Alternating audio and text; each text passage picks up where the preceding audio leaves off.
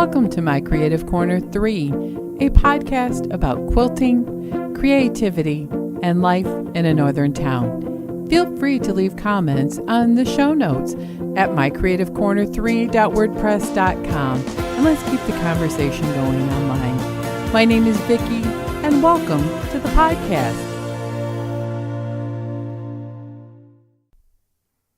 Hello, I just want to talk about the impressions that I had after going to the Grand Rapids AQS quilt show. It was amazing.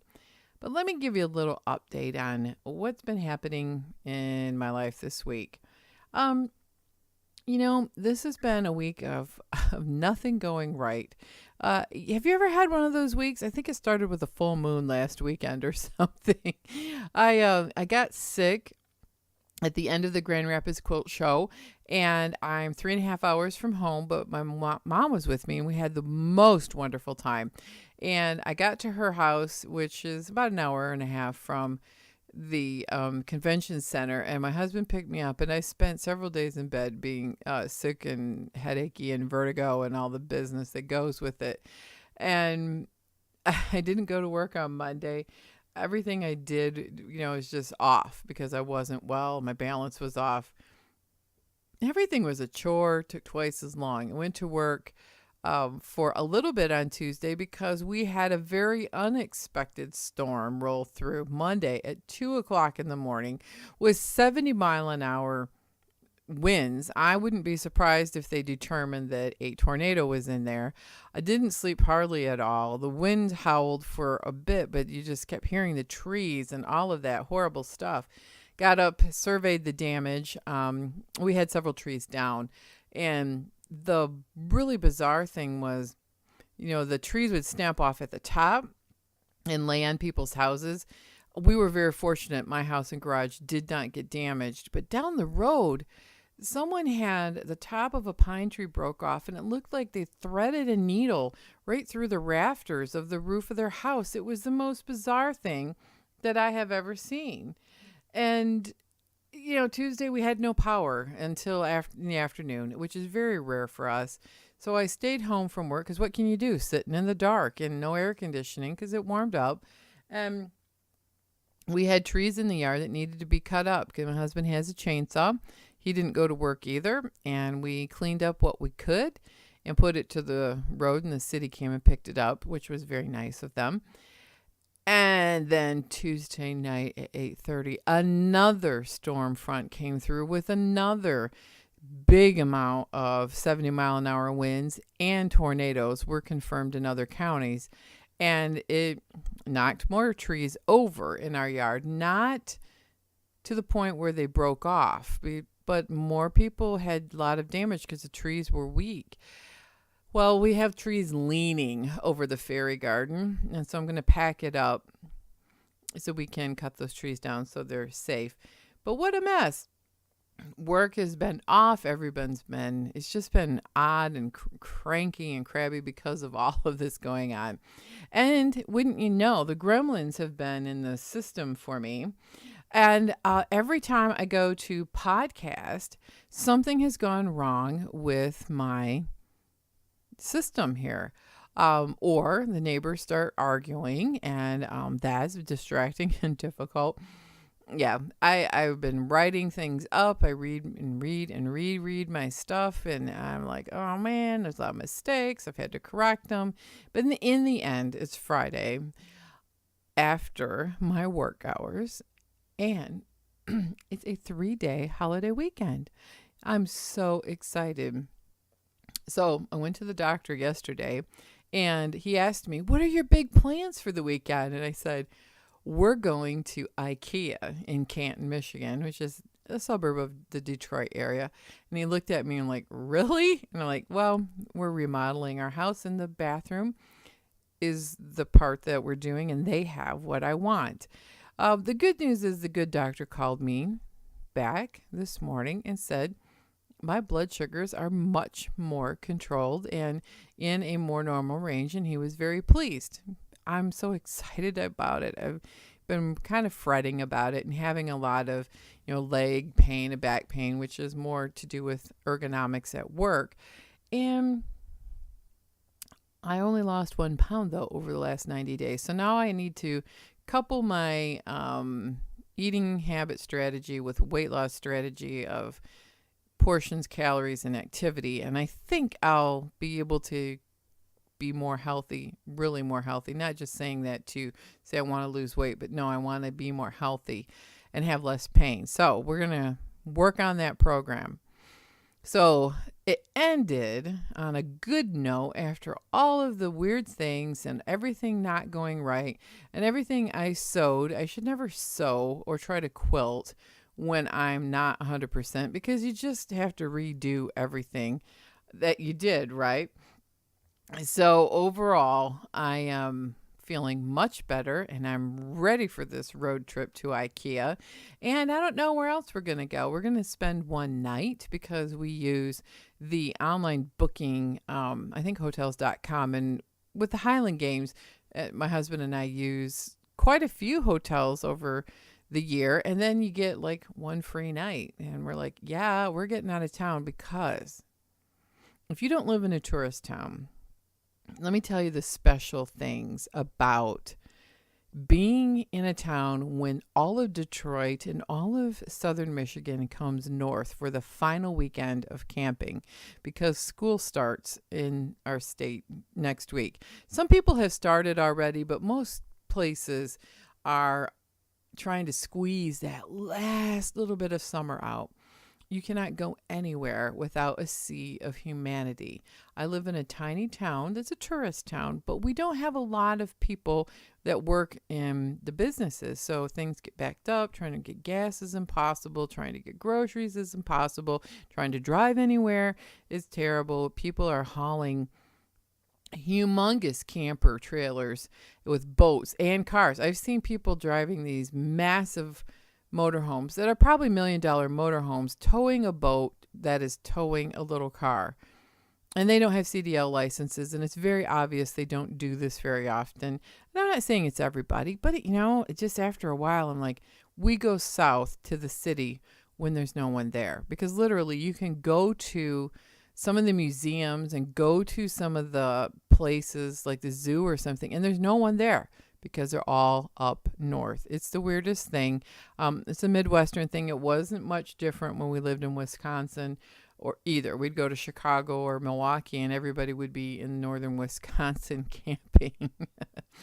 So tell me if you are familiar with this pattern of everyone like leaving and going to a more touristic area with because we have a lot of woods and forests and the Great Lakes and fishing. So we get a lot of people that come up north. So IKEA, I'm excited. I don't know what my legs, they may be a little tired and I don't know if we can do a zoo trip or maybe we'll see if some friends are around or who knows. That will be another adventure.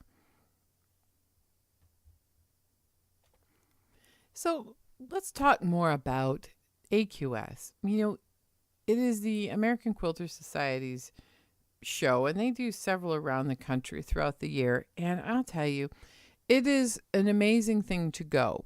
Now, when I first started going to AQS, probably about 2013, I would really get like almost bummed and depressed that I could never do the things that I saw at the show. And I didn't get as much as inspiration then as I did feeling defeated and that I just couldn't do. But now I'm like, I can do most things. Obviously, I can't do what a computer does. And some things are beyond anything I would ever want to attempt. And some things are just, quite honestly, completely insane. But I love going. I saw some of the most beautiful quilts. But I knew going in that there are 3 or 4 things that I don't particularly find appeal to me. And I thought I would talk about, trends that I saw at the show and things that I personally don't like or don't understand. And going into it, there's a fad that I've seen at these kind of shows, and that's like 10,000 Swarovski crystals being hand applied to quilts. It's kind of not my thing. I don't really like words on quilts either, like applique words or words in quilting. I've done some of that in the quilting and I don't really like it. But I knew that, and I don't really like memory quilts. I don't know why. I just don't. They make me feel sad, I think, instead of rejoicing a the life of the person. But what I thought is only a couple things that I don't like, but I'm going to talk about that right now. The things that I didn't really like, I realized were way more than those three things. I saw lots of amazing and beautiful quilts. And some of the things that I didn't like was a memory quilt that was in a guild challenge. That was, I didn't read it because I didn't want to get that close. It made me uncomfortable. It was a military uniform, which, I don't particularly like in quilts anyway. And the arms were still hanging out like the person was there and they were crossed. And I'm just like, that's not my thing.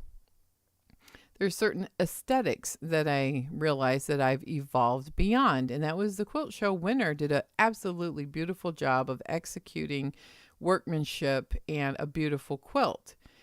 But it was a applique, modernized sampler quilt. And it was very similar to the winner last year.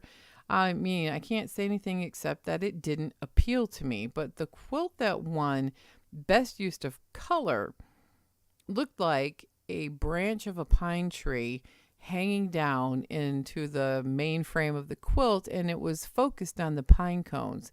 And the use of color was just breathtaking in person. My photo that I took of it just doesn't capture the depth and the amazing use of fabric and color. I really don't know how they did this. I don't know if it was all appliqued, if there's any paint applied. I don't know. The quilting on it was just amazing. So those were some things that, I was like, no, that wasn't super exciting, the best in show. But they had a lot of things there that I also realized that are not my personal preferences. And they're amazing to look at, and I think they're wonderful, but, I'm not a big fan of recreating a quilt that looks just like an art piece or oil painting. I'm not a big fan of that. I would never do it. I don't understand why we'd want to try to recreate an oil painting or a photo. Even though I liked the pine cones, it was original enough to still feel quilty to me. The other thing that I'm not a big fan of are statement quilts of, political commentary or social things. They're just kind of not my thing. And there are a few of those at every quilt show, and everyone has a right to express themselves how they want. And some of the quilts like that are absolutely gorgeous, but they're not my favorite. Same with jokes and joke quilts or quilts that tell a joke. So if they're real, it's like a big, some of it is just kind of doesn't appeal to me. But I'm going to tell you, though, later on what I did like. I did see a quilt that was a big pun in the Van Gogh. It was very clever, and I liked it. So we'll talk about that later. The other thing that I realized that I'm not a big fan of are like Baltimore album quilts. They speak old-fashioned to me, and I think that's part of the old-fashionedness that I'm not a big fan of.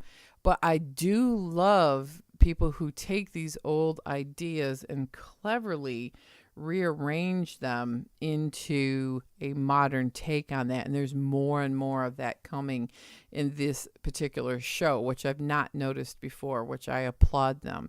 I think that's great. The other thing I'm not a big fan of are people who are taking actual pictures and transferring them onto paper, or fabric, and then putting them in. So they're like photorealistic, transfers. And, I don't know why. It's just, I just don't care for it. So I saw a little bit of those throughout the quilt show. And I'm seeing that a lot in any quilt show that I go to. And I just thought it's interesting how as I have traveled the journey of being a quilter for almost 3 decades now, that no, it's over 3 decades, really. Wow. Okay, enough of that.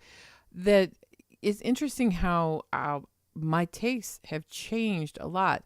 I used to absolutely adore Baltimore album quilts, and still can see the beauty in them, but I wouldn't stand and study it and want to try to recreate or take inspiration from them, I guess, because I guess I used to like them and now I've moved on. The other thing that I realized at the show is I am getting to be a minimalistic modern taste, really, the modern aesthetic, as they call it in the Modern Quote Guild. And it surprised me because I considered myself really more of a fusion quilter, which was updating maybe some old ideas and putting a fresh twist on it. And also, fusion meant to me taking all the experiences that I have in this big melting pot and then creating something new out of it, which I'm realizing is really what some of the modern quilts that I've made are. So I want to pull up my little photo gallery so I can talk about what I saw first in the show. Was the iQuilt is the online learning program that the AQS runs, and they had their teachers gallery, and I got to see one of my all-time favorite long armors quilt there. It's Judy Madsen had a quilt there called Playtime Secondary Designs. She's a genius with a long arm.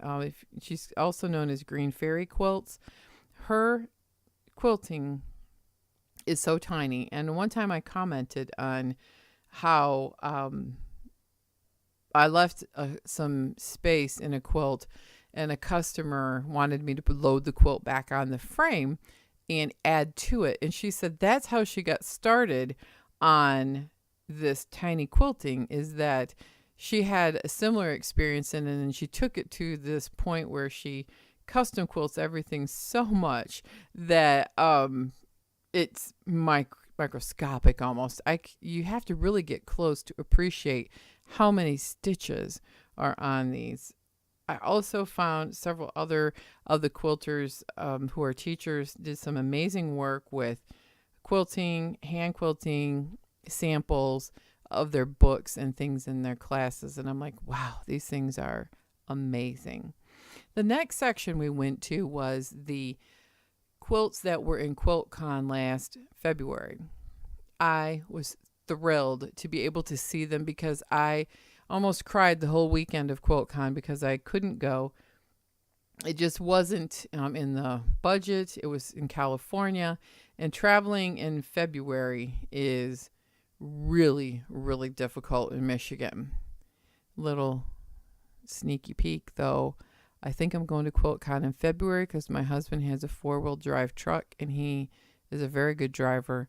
And QuiltCon is in Nashville. That is not too far from my house, about 12 hours. And he's going to go do Civil War battlefields and sites, which I've done, and I enjoy history, but not as much as he does, and he can take his time while I'm at the show. So I really enjoyed the quilts that were there. I got to see the little skinny strip blue and white quilt that was at QuiltCon that I believe it won a prize. I also got to see the one that had a lot of thread on it that was called plaid, with all the colors in the plaid were from the thread except for a few scattered little pieces of confetti on a negative space. I also noticed that facing is in, and facing was throughout the whole show, not just the QuiltCon section. There were so many beautiful quilts that were improv and fabulous use of color, modern designs, and I was just wowed. So I'm so looking forward to QuiltCon next year. The next part of the quilt show that we saw was the Cherry Woods Van Gogh Challenge. You know, cherry wood has hand dyed amazing fabrics. If you haven't tried it, I highly recommend it. Um, I buy a grab bag every year. It's little cut off pieces. I think they're about 6 by 9, and they're a collection of 30 or 40 colors from maybe little pieces that were seconds or cutoffs that they couldn't put in anything else. And I bought also a strip set that's equivalent to a jelly roll. So Van Gogh was the theme of his famous blues and yellows and blacks. And the little quilts that were in the challenge are probably 2 feet across. Wow. Maybe they're a tiny bit smaller. They're amazing how each one is a little gem. The Lion King was like that the last time I was there, but this Van Gogh with the blue is so, so tranquil. There were lots of people who did Starry Night takeoffs. Some people did actually Van Gogh himself. I even saw there's a few that looked like Paris with Van Gogh inspired sky.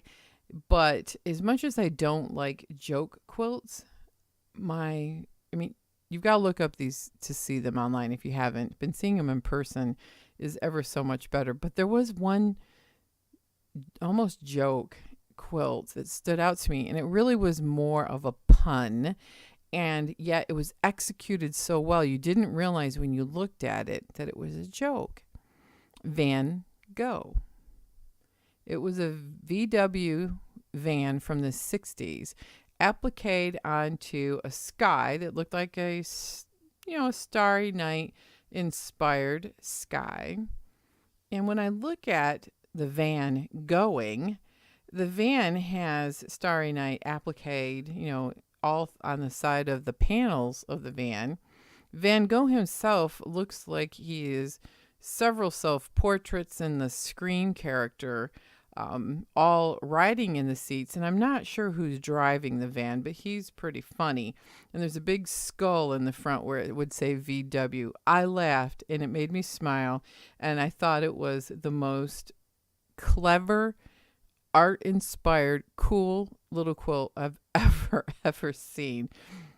Check out the Van Gogh with the VW van. It's amazing. It is in my little YouTube video, and I may have commented on it, but there's so many beautiful quilts. I mean, the amount of inspiration is incredible. Now, my friend also went to AQS, and I work with her, and we passed and actually to see each other. She loves purple. Purple is her thing. And Cherrywood's challenge this year, I think, is going to be unveiled maybe for the first time in Houston. And she's going to see the Prince challenge as Prince the musician. Some of the winners I've seen online is amazing. And so she's going to tell me all about it. And I hope that Prince challenge quilts are at the AQS next fall or next August when I go. So Cherrywood, buy some. You'll love it. It works beautifully, quilts beautifully. You just have to read the directions because it is hand dyed. So as I went through the rest of the show, quilting was king. It was not the secondary. It was the forefront. A lot of quilting, hand quilting, modern quilting. It was amazing, just amazing. I saw things that were very inspiring with their color palettes. I loved some that were actually surprisingly neutral and semi-low volume. One looked like the cathedral of the churches I've seen in Europe with the high arching, and it was all the cream stone and gray colors, but there was pops of blue where there were skylights. Oh, it was just incredible and very, very clever. There were some that were incredibly, amazingly pieced. I have no idea how they did it. It was like pieces of confetti glued down. I don't know.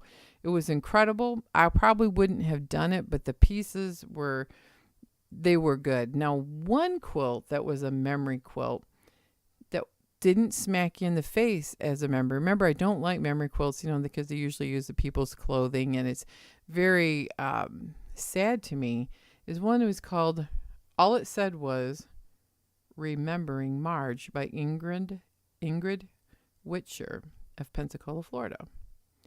It was just a big blue quilt with one color, except for in the corner was one tiny little pieced string patch. One little rectangle. It was probably less than 2 feet, and this was a very large quilt. And she kind of framed that with a beautiful bright blue in the sea of this royal blue. And the quilting was exquisite. And I'm going to guess that she was remembering Marge by that little tiny string piece. And it made my mother cry because someone honored Marge so much that she took this little tiny, almost looks like a doll quilt, and put it in this gorgeous, gorgeous queen-size bedspread. There was nothing but a sea of blue with the incredible quilting. I could go on and talk all day, but you see quilts from other countries. We saw quilts from a guild in Taiwan. We also saw quilts from a guild in South Korea, impeccably, beautifully pieced, as well as having some great ideas, like a collection of little minis. Oh, remember I was talking about that earlier, and I haven't made tons of them yet, but I'm getting there. And they put them in, these minis were all the same size, and they actually sewed them together for the show, as in just the corners, so you could see that they were still separate but hung as a collection. Wow, they were great and great ideas, and there were some that were very clever. Triptychs is another thing that I've noticed. A triptych, I learned this on Trading Spaces, is 3 panels of something hung together as one piece of art, and visually they make one unit, and they were amazing. The color palette was everything from low volume to wild and crazy, and but my favorites were modern. Some that were improv pieced were some of my favorites, whether it was curvy improv piecing or straight. The other thing I noticed that I really liked was the graphic punch of some of the minimalist quilts. There was one quilt from the book that had the patterns called Southwestern Modern. It was blues, whites, and a taupe. I've seen that going around Instagram. It's called Sielo, Sielo, and it was by Christy Schroeder, who I do believe wrote the pattern, and it had straight line quilting on it. I would do curves because straight lines are not always my friend, but oh my gosh, go to a show. You'll love it. And I hope that you walk away from a quilt show like this inspired, not disappointed or in yourself or feeling discouraged, but encouraged, because I think that's the whole thing. What did I buy? That's always the question. When you go to a show, do you take classes? For me, it's no. I get too overwhelmed with sensory overload with the sights and sounds. I don't think that's what triggered my vertigo, but maybe part of the weather and being sick with a cold. And I have to do things one step at a time. And enjoy going to a show because there's really nothing else like it. And if you have the ability to take your time and go through a show in a couple of days, that would be awesome. And then maybe you could even do a class or something. I didn't have the luxury of doing that, but I know people who do, and they really, really enjoy it. The other thing is I wanted to encourage you to squeeze out the rest of summer for you too. I mean, we're getting fall color on the trees. It's dropping down the 50s at night. So I did indulge in a pumpkin spice muffin from Tim Hortons. And, I'll be getting my orange fall themed quilts out, and the seasons are changing. And I'm thinking about my new year because for me, New Year starts in September. And my New Year project will be working on some patterns for our creative souls and trying to get that off the ground, basically, from an idea to an action. I encourage everybody to enjoy, but to also take time every day to be creative and to quilt on. Don't forget that you can subscribe to my YouTube channel. I do probably 3 or 4 times a month a little video. It's Vicky Holloway is the YouTube channel name. The blog with the show notes is mycreativecorner3.wordpress.com. Instagram, it's Vicky Holloway Quilting. And I do a newsletter once a month that you can sign up through my blog. The thing about the newsletter is that I try to do it twice a month, but I don't know. I may go to monthly. I'm not really sure, why I would want to do a newsletter more often. It just is a cute little short piece that talks about reminding you that I post things, maybe have things for sale. I have 2 patterns in my pattern shop, and any other little free tutorials and videos that I may have done. So that's a fun thing to sign up for. And for those who really feel led, I do have a Patreon page that you can access through the blog. So enjoy.